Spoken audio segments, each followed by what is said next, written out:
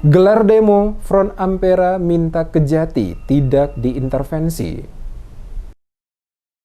Puluhan mahasiswa yang tergabung dalam Front Amanat Penderitaan Rakyat atau Ampera Maluku menggelar demonstrasi di depan kantor Kejaksaan Tinggi Maluku Jalan Sultan Hairun Ambon, Selasa 31 Januari pagi. Aksi demonstrasi ini berbeda dengan biasanya. Kali ini, Front Ampera Maluku mendorong pihak Kejaksaan Tinggi Maluku mengusut dugaan kasus korupsi sesuai prosedur, bukan karena adanya desakan kelompok maupun oknum tertentu. Front Ampera meminta agar Kejati Maluku tetap bersikap independen dan profesional mengusut tuntas kasus dugaan korupsi tanpa dipengaruhi oleh pihak lain. Dalam hal penanganan fokus dan juga kasus PT Kalwedo terkait dugaan gratifikasi dan suap yang dilaporkan Kim David Markus, Front Ampera meyakini kasus yang sedang diselidiki ini dapat diselesaikan dengan baik. Dalam kasus PT Kalwedo, Front Ampera menduga adanya kekuatan dan oknum-oknum tertentu yang melakukan aksi mengatasnamakan masyarakat Maluku Barat Daya. Ampera menilai kerja yang dimaksud merupakan personal dan bukan mengatasnamakan masyarakat MBD. Dalam aksi ini, Front Ampera menyampaikan 5 butir pernyataan sikap yang dibacakan Sam Armando Mesak selaku koordinator demo.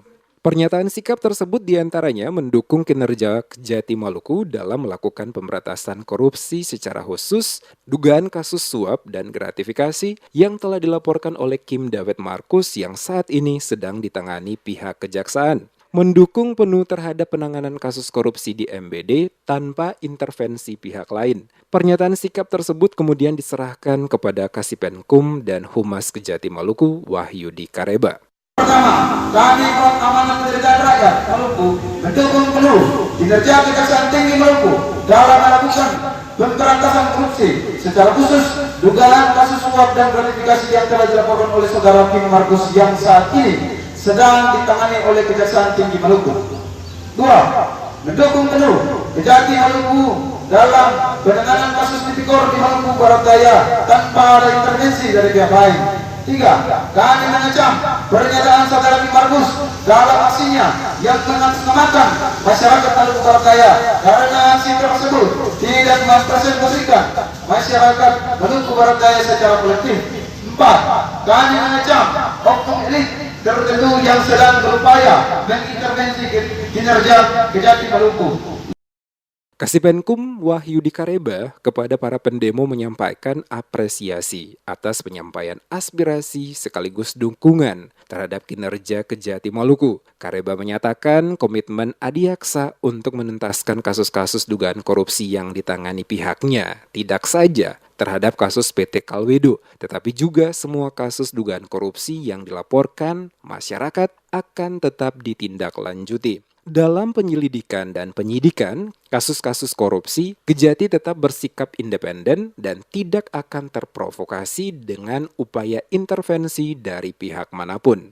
Perkara akan kami selesaikan secara tuntas, ya. Jadi saya sampaikan dengan tegas bahwa semua perkara-perkara yang kami tangani akan kami selesaikan.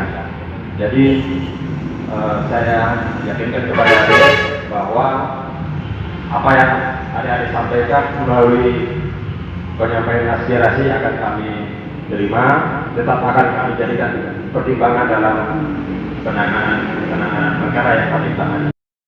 Seperti diketahui, persoalan dugaan korupsi di tubuh PT Kalwedo yang merupakan perusahaan plat merah milik pemerintah daerah MBD ini sudah menjadi konsumsi publik melalui pemberitaan berbagai media. Aksi demo mendesak Kejati Maluku segera memeriksa mantan Direktur PT Kalwedo, Benyamin Thomas Noah, bahkan sudah masuk jilid ke-15. Kim David Markus bersama Ampera mendesak pihak Kejaksaan Tinggi untuk berani menetapkan Benyamin Thomas Noah atau BTN yang saat ini sebagai Bupati MBD sebagai tersangka dalam kasus dugaan suap dan korupsi di tubuh PT Kalwedo. Karena laporan disertai bukti terkait dugaan suap maupun korupsi di tubuh PT Kalwedo di tahun 2012-2015 telah diserahkan ke Kejati. Bahkan dalam kasus PT Kalwedo ini, Kim David Markus secara terang-terangan menyatakan dirinya lah sebagai perantara suap yang memberikan uang ratusan juta kepada mantan Kejati Maluku Yudi Handono agar proses penyelidikan dugaan korupsi dibelokkan ke tahun 2016-2017.